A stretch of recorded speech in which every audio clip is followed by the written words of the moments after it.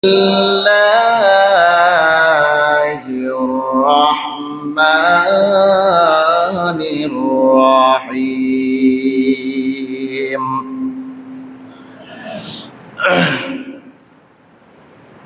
واستبق الباب وقدت قميصه من دبر وألف يا سيدها لدى الباب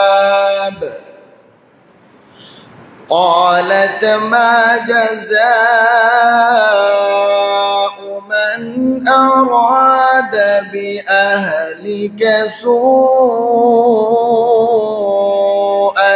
إلا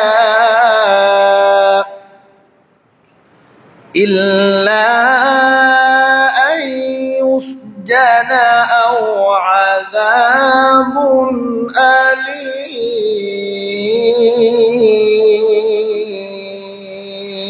أليم صدقت يا رب العالمين. وقال النبي صلى الله عليه وسلم المسلمون أخو المسلم أو كما قال عليه الصلاة والسلام. وقال تعالى في شان حبيبه إن الله وملائكته يصلون على النبي يا أيها الذين آمنوا صلوا عليه وسلموا تسليما. اللهم صل على محمد وعلى آل محمد كما صليت على إبراهيم وعلى آل إبراهيم إنك حميد مجيد. اللهم بارك على محمد وعلى آل محمد كما باركت على إبراهيم وعلى آل إبراهيم إنك حميد مجيد. আলহামদুলিল্লাহ, সমস্ত প্রশংসা সেই মহান মালিকের দরবারে, যে মহান মালিক আমাকে আপনাকে অশান্তময় পৃথিবীর অশান্ত পরিবেশ থেকে, পাপ পঙ্কিলতায় পরিপূর্ণ গুনাহে ভরপুর অন্ধকার আচ্ছন্ন সমাজের ঘোর আধার থেকে, জুলুমা থেকে, অমানিসা থেকে রহমতের হাত ছানি দিয়া আমার আপনার মতো অযোগ্য নালায়েক গুনাহগার বান্দাদেরকে নবী আলাইহিস সালাতু ওয়াস সালামের ভাষায় দুনিয়ার মধ্যে সব থেকে উৎকৃষ্ট জায়গা, সব থেকে দামি জায়গা, জান্নাতের বাগান আল্লাহ পাক রব্বুল আলামিনের পবিত্র ঘর মসজিদে জুমার নামাজ আদায়ের উদ্দেশ্যে বা ওয়াক্ত বা আজমত বা মোহাব্বত শামিল হওয়ার তৌফিক এনায়েত করেছেন, সেই মহান মালিকের দরবারে শুকরগুজার আদায় করছি। সকলেই বলুন আলহামদুলিল্লাহ। লাখো কোটি দুরূদ ও সালাম বর্ষিত হোক সাইয়্যিদুল মুরসালিন খাতামুন নবিয়্যিন আহমদ মুস্তাফা মুহাম্মাদুর রাসূলুল্লাহ, সকলেই বলি সাল্লাল্লাহু আলাইহি ওয়াসাল্লাম। সম্মানিত উপস্থিতি, সূরাত ইউসুফের তাফসীর আমরা শুরু করেছিলাম।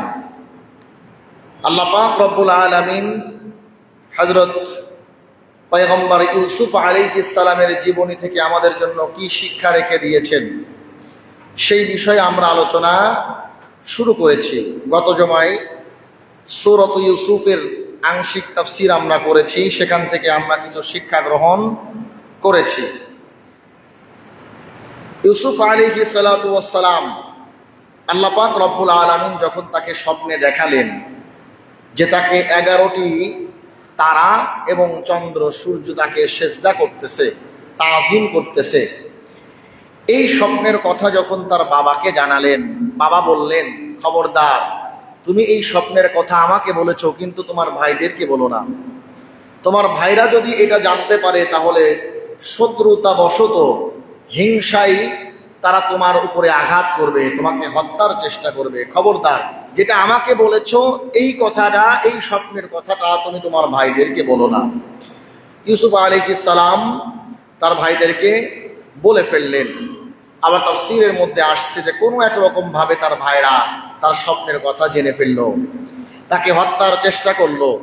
গত জুমায় আমরা সংক্ষিপ্তভাবে আলোচনা করার চেষ্টা করেছি। বাবার কাছ থেকে এই সেই বলে নিয়ে গেলেন, নিয়ে যাওয়ার পরে তাকে এক কূপের মধ্যে ফেলে দিলেন। কূপের মধ্য থেকে আবার এক মুসাফির, কিছু মুসাফির সেখান দিয়ে যাচ্ছিল, তাদের হাতে পড়লো, তাদের কাছে আবার বিক্রি করলো। এই পর্যন্ত আমরা গত জমায় আলোচনা করেছিলাম। তো যা কিছু করেছে হিংসায় বশীভূত হয়ে, ভাইয়ের প্রতি ভাইয়ের হিংসা, ভাইয়ের কাছে বাবার বেশি মর্যাদা, বাবার কাছে ছোট ভাইয়ের বেশি মর্যাদা, ছোট ভাইকে বেশি মহাব্বত করেন, বাবা ছোট ভাইকে কাছে কাছে রাখেন, এটা অন্য ভাইরা সহ্য করতে পারলো না। এক পর্যায়ে তাকে বাবার কাছ থেকে দূরে সরানোর জন্য তারা এই চক্রান্ত করলো। মুহতারাম হাজিরিন, ইউসুফ আলাইহিস সালামকে যখন ওই মুসাফির ওখান থেকে কূপ থেকে উঠিয়ে তাকে তার ভাইদের কাছ থেকে কিনে নিয়ে যখন বাজারে নিয়ে গেল, বাজারে নিয়ে গিয়ে চড়া মূল্যে তাকে বিক্রি করবে। কারণ যে ব্যক্তি কূপ থেকে তাকে উঠিয়েছে ইউসুফ আলাইহিস সালামকে, ইউসুফ আলাইহিস সালামের চেহারার দিকে তাকিয়ে সে চিন্তা করলো, এই ছেলেটা তো সাধারণ কোনো গোলাম হতে পারে না। তার যেই চেহারার মধ্যে আভিজাত্যের ছাপ, আমি যদি গোলাম হিসাবেও তাকে বিক্রি করি তাহলে অনেক বেশি টাকায় বিক্রি করতে পারবো। এজন্য বাজারে নেওয়ার পরে যখন তাকে গোলাম হিসাবে বিক্রি করার জন্য ঘোষণা করা হলো, ইউসুফ আলাইহিস সালামের চেহারার সৌন্দর্য দেখে, তার চেহারার মধ্যে আভিজাত্যের ছাপ দেখে সকলেই ভিড় জমাতে লাগলো, ইউসুফ আলাইহিস সালামকে দেখতে লাগলো, তার কাছে আসতে লাগলো। ঘটনাক্রমে মিশরের উজির, অর্থাৎ যাকে আজিজে মিশর বলা হয়, মিশরের উজির, তার কাজ হলো মাঝে মধ্যেই বাজার পরিদর্শন করা। আজিজে মিশর বাজার পরিদর্শনের জন্য এসেছে, হঠাৎ করে দেখে বাজারের একটা জায়গায় মানুষজন ভিড় জমায়। আজিজে মিশর সেই জায়গায় গেলেন, যাওয়ার পরে দেখেন একজন যুবক, একজন কিশোর, যাকে দেখতে এতটাই সুন্দর দেখা যায় যে তার দিকে একবার তাকালে আর চোখ ফেরানো যায় না। বলেন সুবহানাল্লাহ। সকলেই ভিড় করে তাকে দেখতেছে। আজিজে মিশর কাছে গেলেন, জানতে চাইলেন ছেলেটাকে, বলল গোলাম, আমরা বিক্রি করার জন্য তাকে নিয়ে আসছি। আজিজে মিশর চিন্তা করলেন, যার চেহারার মধ্যে আভিজাত্যের ছাপ, যাকে দেখতে এত সুদর্শন, এমন একটা ছেলে, এমন একটা বালক, সে কেমন করে গোলাম হয়? যদি গোলাম হয়ও তাহলে তার মধ্যে বিশেষ কিছু গুণ আছে। আজিজে মিশর মনে মনে চিন্তা করলেন, আমার তো বাচ্চা কাচ্চা হয় না, আমার ঘরে একটা সন্তানের প্রয়োজন। আমি যদি এই সুদর্শন বালকটাকে আমার বিবিকে উপহার দেই, আমার বিবিও খুশি হবেন, আমার ঘরের মধ্যেও ঘরটাও ঠান্ডা থাকবে। বলেন সুবহানাল্লাহ। আজিজে মিশর সেখান থেকে ইউসুফ আলাইহিস সালামকে ক্রয় করলেন, করার পরে তার স্ত্রী জুলাইখাকে উপহার দিলেন, আর বললেন, খবরদার, তুমি এই ছেলেটাকে গোলামের মতো ব্যবহার করবা না, গোলামের আচরণ তার সাথে করবা না, বরং আমাদের তো সন্তান নাই, আজকের থেকে তুমি এই বালকটাকে নিজের সন্তানের মতো লালন পালন করবে। বলেন সুবহানাল্লাহ। ভাইরা কি করলো? কূপের মধ্যে ফেলে দিল, গোলাম হিসাবে বিক্রি করে দিল। আর আল্লাহ তাআলার পরিকল্পনা, অমাকারু ওয়ামাকারাল্লাহ আল্লাহু খায়রুল মাকিরিন, আমার আল্লাহর চাইতে বড় পরিকল্পনাকারী আর কেউ হতে পারে না। কথা বলেন ঠিক কিনা? আল্লাহর নবীর ব্যাপারে কাফেরেরা পরিকল্পনা করেছে, নানানভাবে নবীকে কষ্ট দিতে চেয়েছে, নবীর উপরে জুলুম নির্যাতন নিষ্পেষণ করেছে। কিন্তু আমার আল্লাহর ইচ্ছা ছিল, আল্লাহ পাক রব্বুল আলামিন মক্কা এই রাজত্ব, শাসন ক্ষমতা আল্লাহর নবীর হাতে দিবেন। কথা বলেন ঠিক কিনা? সুতরাং একজন এতিম সন্তানকে আল্লাহ তাআলা গোটা আরবের ক্ষমতা দান করলেন। কাফেরেরা নানান রকম পরিকল্পনা করেছে, কিন্তু তাদের সমস্ত পরিকল্পনাগুলো ভেস্তে গেছে। আমার আল্লাহর পরিকল্পনায় বাস্তবায়ন হয়েছে। কথা বলেন ঠিক কি? ইউসুফ আলাইহিস সালামের ভাইরা কূপের মধ্যে ফেলে দিল, গোলাম হিসাবে বিক্রি করে দিল। আল্লাহ পাক রব্বুল আলামিন আজিজে মিশরের ঘরের মধ্যে তাকে স্থান দিলেন। বলেন সুবহানাল্লাহ। এতটুকু পর্যন্ত তো ঠিক ছিল, তারপর থেকেই শুরু হলো সমস্যা। ইউসুফ আলাইহিস সালাম যখন আস্তে আস্তে বড় হতে লাগলেন, তিনি তো একজন সুদর্শন পুরুষ ছিলেন। যখন তিনি যুবক বয়সে উপনীত হলেন, জুলাইখা তার প্রতি আর সন্তানের দৃষ্টি না, বরং জুলাইখা তাকে নিজের আশেক, নিজের প্রেমিক হিসাবে গ্রহণ করতে শুরু করলো। অর্থাৎ জুলাইখা তার প্রেমে পড়ে গেল। বলেন নাউজুবিল্লাহ। জুলাইখা যখন তার প্রেমে পড়ে গেল, ইউসুফ আলাইহিস সালাম একজন সুদর্শন যুবক, জুলাইখা যখন তার প্রেমে পড়ে গেল, নানান রকম ভাবে ইউসুফ আলাইহিস সালামকে তিনি প্রস্তাব দেন, কুপ্রস্তাব। ইউসুফ আলাইহিস সালাম তো ভয় করেন আল্লাহকে। কথা বলেন ঠিক কিনা?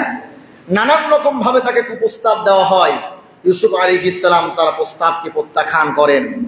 এক পর্যায়ে একদিন জুলাইখা তার পার্সোনাল কক্ষের মধ্যে ইউসুফ আলাইহিস সালামকে ডেকে তার নিজেকে উৎসর্গ করে দিল, আর খারাপ কাজের জন্য তাকে ডাকলো। বলেন নাউজুবিল্লাহ। মুসলমান ভাইরা নিয়ে আমার কথাগুলো দিল দিয়া বুঝবেন।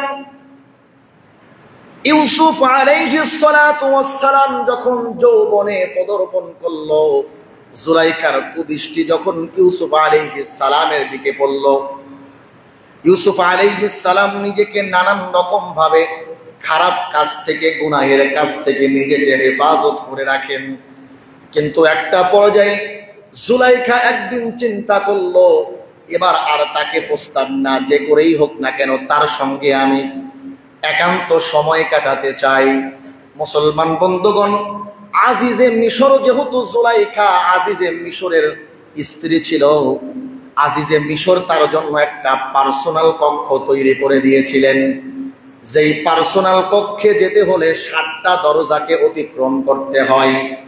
আর এই 7টা দরজার সিকিউরিটি লক এতটাই মজবুত ছিল, জুলাইখার কাছে থাকা চাবি ছাড়া ওই দরজা খোলার মতো ক্ষমতা কারো ছিল না। আমার মুসলমান বন্ধুগণ, পয়গম্বর ইউসুফ আলাইহিস সালাতু ওয়াস সালাম যেহেতু জুলাইখার ঘরের মধ্যেই তার বেড়ে ওঠা, জুলাইখা তাকে যখন হুকুম করে, ইউসুফ আলাইহিস সালাম তো সেই হুকুমকে কখনো ফেলে দিতে পারে না, কারণ ইউসুফের মনিব হলো জুলাইখা। এক সময় জুলাইখা তার পার্সোনাল কক্ষের মধ্যে পয়গম্বর ইউসুফ আলাইহিস সালাতু ওয়াস সালামকে ডাকলেন, আর পিছন থেকে 7টা দরজাকে মজবুত ভাবে লক করে দেওয়া হলো। মুসলমান বন্ধুগণ, 7টা দরজা যখন আটকে দেওয়া হলো, আর জুলাইখা ইউসুফ আলাইহিস সালামকে ডেকে বলেন, ও ইউসুফ, এমন একটা কক্ষের মধ্যে তুমি আছো যেই পার্সোনাল কক্ষের মধ্যে আমি জুলাইখা ছাড়া আর কারো প্রবেশ করার ক্ষমতা নাই, কারো প্রবেশ করার অনুমতি নাই। এই যে কক্ষের মধ্যে তুমি ঢুকেছ, পার্সোনাল কক্ষের মধ্যে ঢুকতে হলে 7টা দরজাকে অতিক্রম করতে হয়। যেই 7টা দরজার সিকিউরিটি লক শুধুমাত্র আমার কাছেই থাকে, এই পাসওয়ার্ড শুধু আমার কাছেই থাকে, এই লকের এই তালার চাবি শুধুমাত্র আমার কাছেই থাকে। আমি জুলাইখা ছাড়া এই ঘরের মধ্যে কারো প্রবেশ করার ক্ষমতা নাই, আবার এই ঘর থেকে কেউ ইচ্ছা করলে বের হতেও পারে না। এই পার্সোনাল কক্ষের মধ্যে শুধুমাত্র কেবলমাত্র তুমি আর আমি। ইচ্ছা করলেই তুমি মিশরের সব থেকে সম্ভ্রান্ত ফ্যামিলির নারীকে, সব থেকে সুন্দরী নারীকে তুমি তোমার ইচ্ছা মতো ভোগ করতে পারো। দুনিয়ার কোনো মানুষ জানবে না, দুনিয়ার কোনো মানুষ দেখবে না।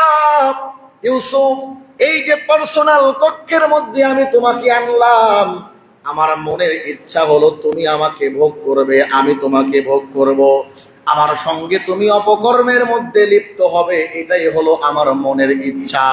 তুমি ভাবতেছো দুনিয়ার মানুষের কাছে তুমি সামনে পড়ে যাবে, তোমার বিচারের কাঠগড়ায় তোমাকে দাঁড় করানো হবে। না না না, তুমি আর আমি ছাড়া আজকের এই ঘটনা আর কেউ জানতে পারবে না। মুসলমান বন্ধুগণ, কিন্তু ইউসুফ আলাইহিস সালাতু ওয়াস সালামের দিলের মধ্যে তো আল্লাহর ভয়।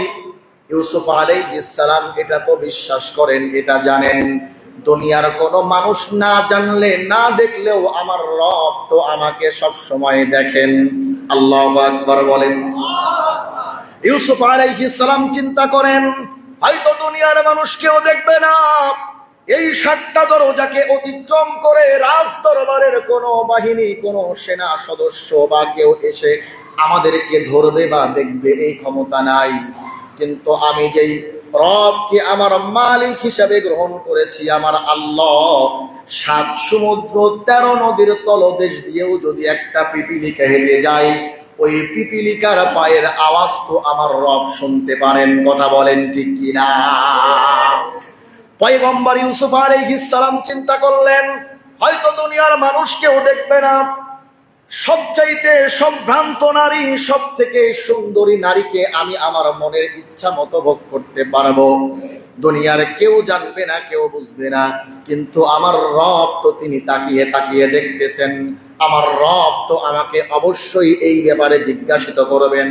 আমি আমার রবের সামনে দাঁড়িয়ে কিভাবে জবাবদিহি করব? ইউসুফ আলাইহিস সালাতু ওয়াস সালাম একবার জুলাইখার দিকে তাকান, আবার পিছনের দিকে ফিরে দরজার দিকে তাকান। ইউসুফ আলাইহিস সালাম চিন্তা করেন, দরজা তো ৭টা লক করা, আটকানো, এটা তো জুলাইখা ছাড়া খোলার ক্ষমতা নাই।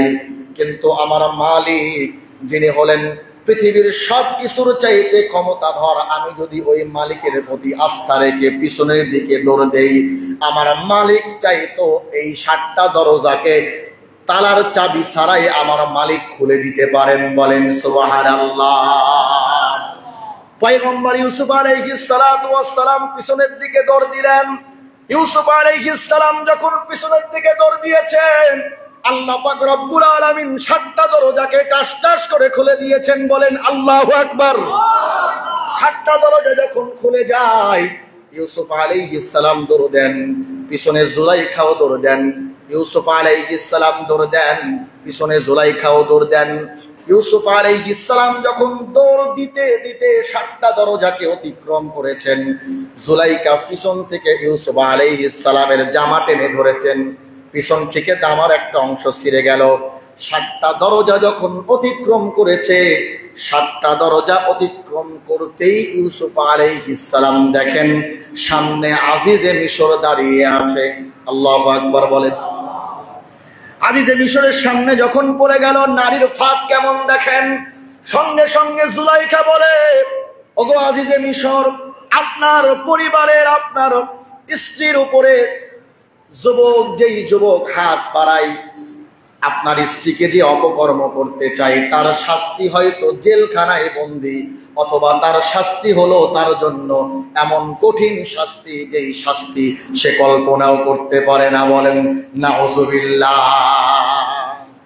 আজিজে মিশর ৭টা দরজা অতিক্রম করে আজিজে মিশর যখন সামনের দিকে, ইউসুফ আলাইহিস সালাম যখন সামনের দিকে অগ্রসর হয়েছেন, তাকিয়ে দেখেন আজিজে মিশর দাঁড়িয়ে আছে।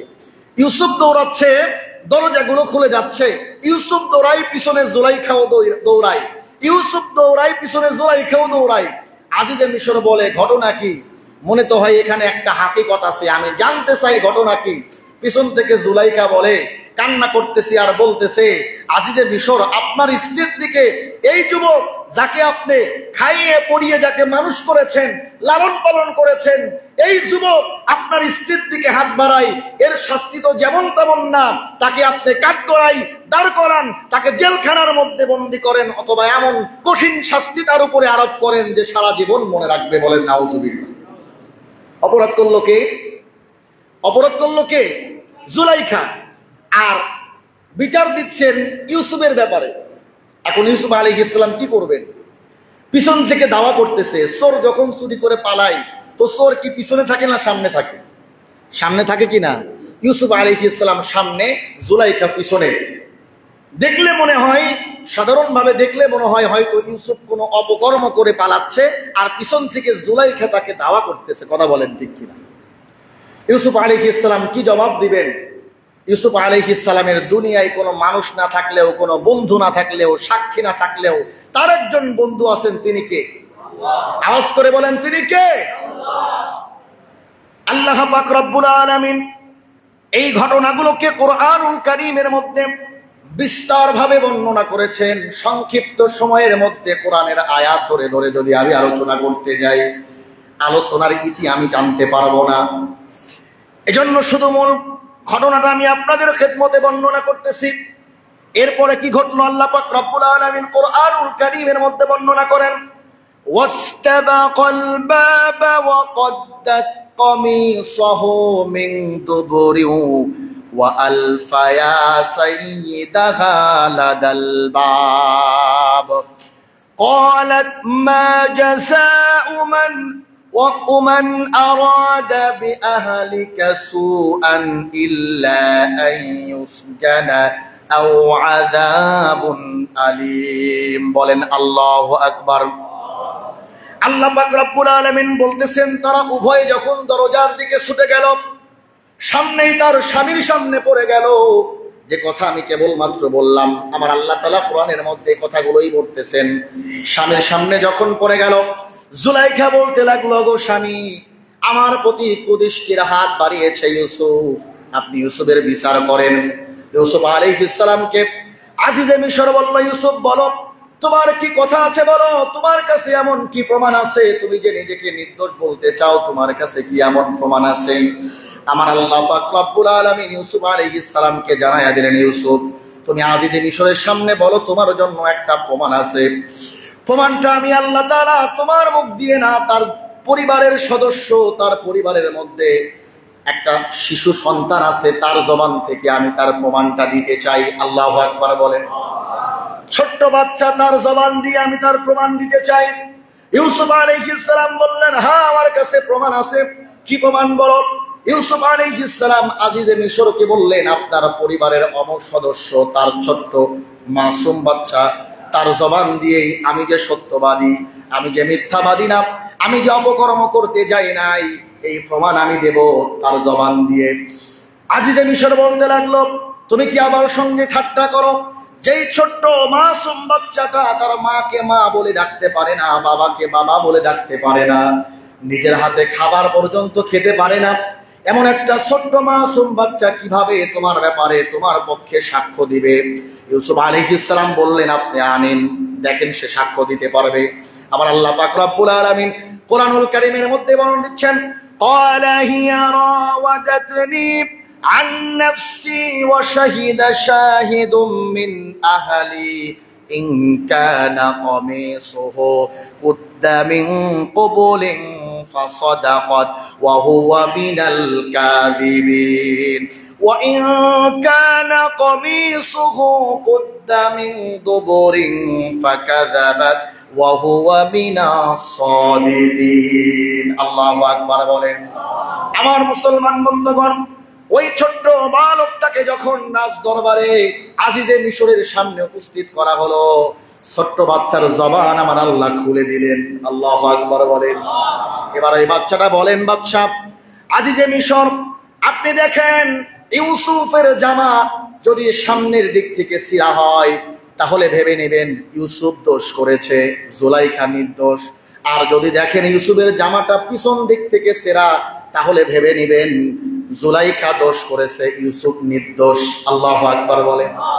আজিজে মিশর এবার তাকিয়ে দেখেন ইউসুফের জামা সামনের দিক থেকে ফিটফাট সুন্দর আছে, পরিপাটি আছে, কিন্তু পিছন থেকে ইউসুফের জামাটা ছিঁড়ে গেছে। আল্লাহু আকবার। আজিজে মিশরের আর বুঝতে বাকি রইল না, সঙ্গে সঙ্গে বলল, নারী তোমরা হলে ছলনাময়, ছলনার মধ্যে ফেলে তুমি একটা নির্দোষ পুরুষকে তুমি আজকে দোষী বানাতে চেয়েছো। বলেন সুবহানাল্লাহ। ইউসুফ আলাইহিস সালাম তো দৌড় দিয়েছেন, পিছন থেকে জুলাইখা ধরেছে। ওই ছোট্ট বাচ্চা, মাসুম বাচ্চার জবান থেকে এই স্বীকারোক্তি আসতেছে। আপনি দেখেন, আপনি তো বুঝতে পারবেন, আপনি দেখেন ইউসুফের জামাটা কোন দিক থেকে ছেঁড়া। ইউসুফ যদি জোরপূর্বক জুলাইখাকে খারাপ কাজ করতে চায়, তাকে যদি অপকর্ম করতে চায়, তাহলে জুলাইখা বাঁচার জন্য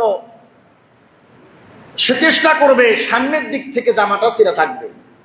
আর যদি ইউসুফ তার থেকে বাঁচতে চাই তাহলে ইউসুফ দৌড় দিবে, পিছন থেকে জুলাইখা ধরবে, তার জামার পিছনটা সেরা থাকবে।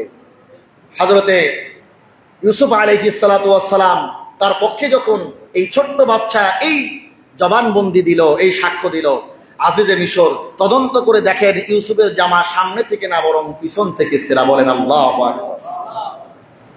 ইউসুফ আলাইহিস সালাম বেঁচে গেলেন তো ঠিক আছে, তারপরে ইউসুফ আলাইহিস সালামকে কারাভোগ করতে হলো 12 বছর। কত বছর? 12 বছর।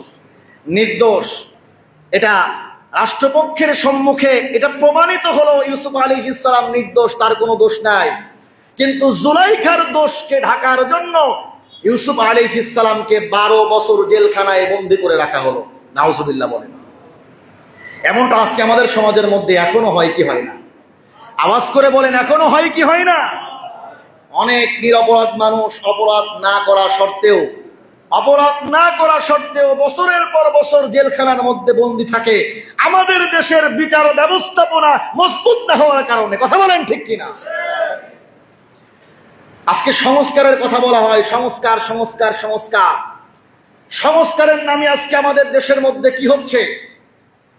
ডক্টর ইউনূস যখন দেশের ক্ষমতায় আসলেন আমরা তো খুব বাহবা দিয়েছি, কিন্তু ওলামায়ে কেরাম একটা কথা বলেছিলেন যে যেই মানুষটা বাংলাদেশের মধ্যে সুদের উৎপত্তি করেছে তার কাছ থেকে আমরা ভালো কিছু আশা করব, এটা কখনোই আশা করা যায় না।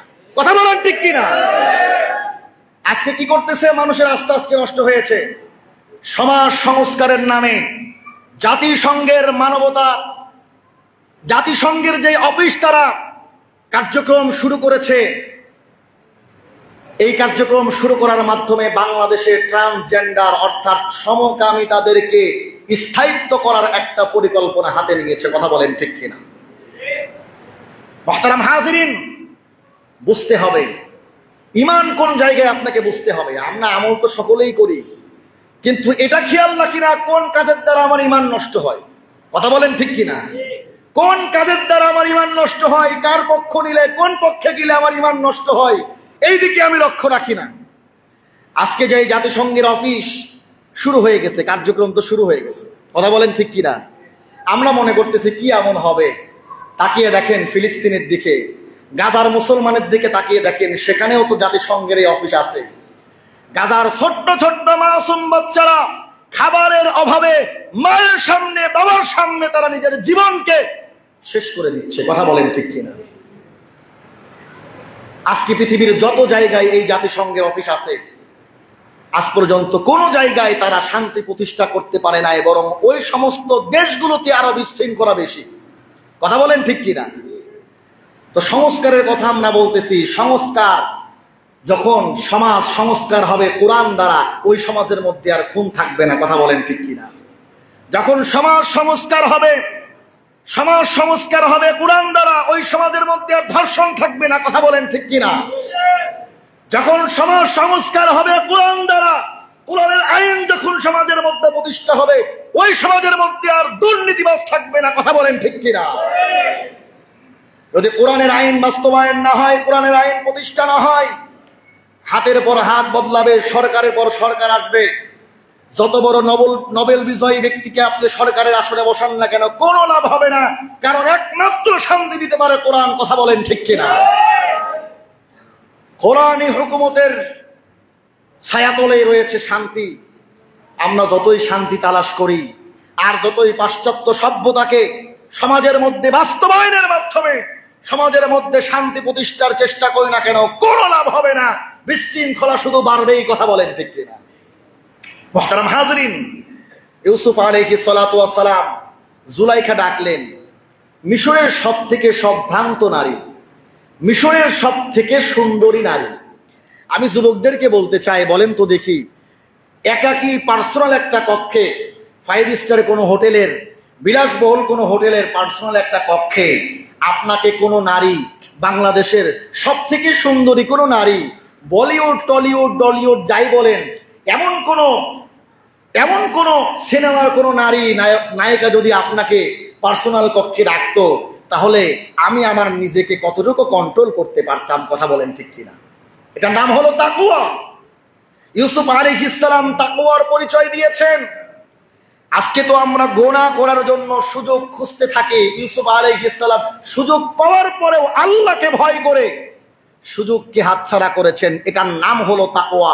যুবক যখন তার নিজের দিলটাকে এভাবে তৈয়ার করতে পারে তখন বুঝতে হবে যে হ্যাঁ, আমি তাকওয়া সম্পূর্ণ একজন ব্যক্তিত্ব হতে পেরেছি। কথা বলেন ঠিক কিনা? আমার ভাইরা, ইউসুফ আলাইহিস সালামের জীবনী থেকে, এখান থেকে আমাদেরকে শিক্ষা নিতে হবে। আমি এমন একটা সমাজ ব্যবস্থাপনার মধ্যে বাস করি যেই সমাজের মধ্যে সব ধরনের অপরাধ আছে। কথা বলেন ঠিক কিনা? আমি একটি সরকারি প্রতিষ্ঠানে চাকরি করি, সেই সরকারি প্রতিষ্ঠানের মধ্যে ঘুষ আছে, আছে না নাই? কিন্তু আমি ঘুষকে গ্রহণ করব না। এটার নাম হলো তাকওয়া। আমি যেই সমাজের মধ্যে বসবাস করি এই সমাজের মধ্যে পরনারীর সঙ্গে অবৈধ সম্পর্কের মধ্যে জড়ানোর সুযোগ আছে, কিন্তু আমি আমার নিজের চরিত্রকে হেফাজত করে রাখবো। এটার নাম হলো তাকওয়া। কথা বলেন ঠিক কিনা? আমি যেই ব্যবসা করি সেই ব্যবসার মধ্যে 6-9 করার সুযোগ আছে, কিন্তু আমি 6-9 করব না। এটার নাম হলো তাকওয়া। কথা বলেন ঠিক কিনা? আমার মুসলমান বন্ধুগণ, পয়গম্বর ইউসুফ আলাইহিস সালাতু ওয়াস সালাম দুইটা কাজ করেছেন। এক নম্বরে দিলের মধ্যে আল্লাহর ভয়কে জায়গা দিয়েছেন, যেটার নাম হলো তাকওয়া। কথা বলেন ঠিক কিনা? 2 নম্বরে এই বিপদের মুহূর্তে আল্লাহর প্রতি আস্থা রেখেছেন। ইউসুফ আলাইহিস সালাম আল্লাহর প্রতি আস্থা রেখে যখন পিছন দিকে দৌড় দিলেন, ওই সময়কালের সব থেকে শক্ত, সব থেকে মজবুত দরজা, যেই দরজা শুধুমাত্র জুলাইখার সেই চাবি ছাড়া খোলা কখনো সম্ভব না, আল্লাহর প্রতি আস্থা রাখার কারণে আমার আল্লাহ পাক রব্বুল আলামিন দরজাগুলোকে ঠাস ঠাস করে খুলে দিয়েছে। আল্লাহর নবী যখন মক্কার মধ্যে দাওয়াত দিতে লাগলেন, চতুর্দিকে যখন কাফেরেরা মুসলমান হতে লাগলো, ঈমান গ্রহণ করতে লাগলো, কাফেরেরা চিন্তা করলো এভাবে আর মুহাম্মাদের মিশনকে আর চলতে দেওয়া যাবে না। এভাবে যদি বেশি দিন চলে তাহলে আমাদের রাজত্ব হারিয়ে যাবে, আমাদের ক্ষমতা হারিয়ে যাবে, ক্ষমতা তো মুহাম্মাদের হাতে চলে যাবে। যে করেই হোক না কেন মুহাম্মাদকে ঠেকাতে হবে, মুহাম্মাদের এই কার্যক্রমকে বন্ধ করতে হবে। দারুন নাদওয়া বৈঠক করা হলো। বৈঠকের মধ্যে সিদ্ধান্ত হলো মুহাম্মাদকে জীবিত অথবা মৃত আমাদের কাছে যারা উপস্থিত করতে পারবে তাদেরকে পুরস্কৃত করা হবে। আমার মুসলমান বন্ধুগণ, আল্লাহর নবীজি হযরতে আবু বকরকে সঙ্গে করে নিয়ে মদিনার দিকে রওনা করলেন।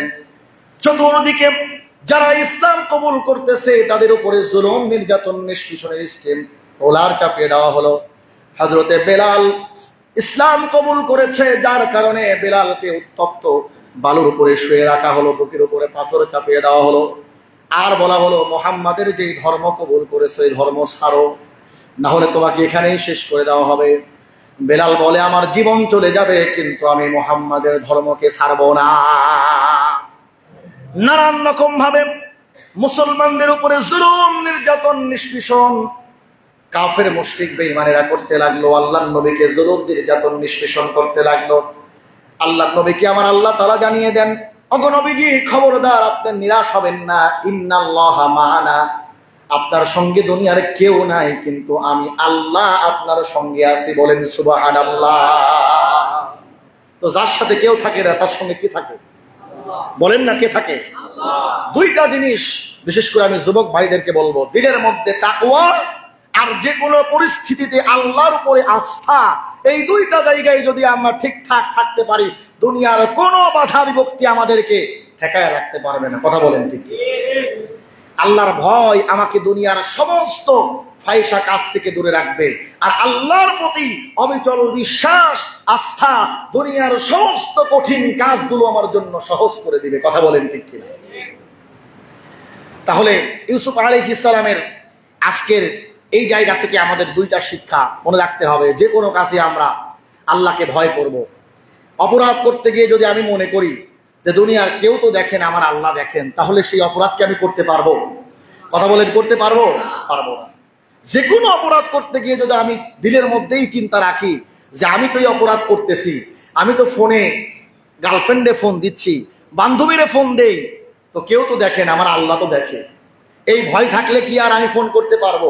কথা বলেন, পারবো না। আমি ওজনে কম দিব, যদি আমার দিলের মধ্যে এই ভয় থাকে যে ওজনে কম দিলে আমার আল্লাহ তো দেখবেন, এই ভয় যদি আমার দিলের মধ্যে থাকে, ওজনে কম দিতে পারবো? কথা বলেন, পারবো? পারবো না। কি করতেছি আজকে? দুনিয়ার আধিপত্য, দুনিয়ার স্বার্থের জন্য আমরা মুসলমান আর এক মুসলমানের মাথার মধ্যে বাড়ি দেই। কথা বলেন, আছে না নাই? হট্টগোল, জীবন নাশ পর্যন্ত করতেছি। আল্লাহর ভয় আমাদের দিলের মধ্যে নাই। আল্লাহর ভয় যদি দিলের মধ্যে থাকতো, এই কাজগুলো করার ক্ষমতা আমাদের হতো না। কথা বলেন ঠিক কিনা? সম্মানিত উপস্থিতি, এজন্য আসুন ইউসুফ আলাইহিস সালামের জীবনী থেকে আমরা এই দুইটা শিক্ষা গ্রহণ করি। নাম্বার 1, দিলের মধ্যে আল্লাহর ভয়কে জায়গা করে দেব। নাম্বার 2, যে কোনো পরিস্থিতিতে, যে কোনো অবস্থাতে ভরসা রাখবো একমাত্র আল্লাহর উপরে। আল্লাহ পাক রব্বুল আলামিন সকলকে বোঝার এবং কথার উপরে আমল করার তৌফিক দান করুন। আল্লাহুম্মা আমিন। ওয়া আখির দাওয়ানা আনিল হামদুলিল্লাহি রাব্বিল আলামিন। যারা সুন্নাত পড়েনি তারা রাকাত সুন্নাত পড়েন।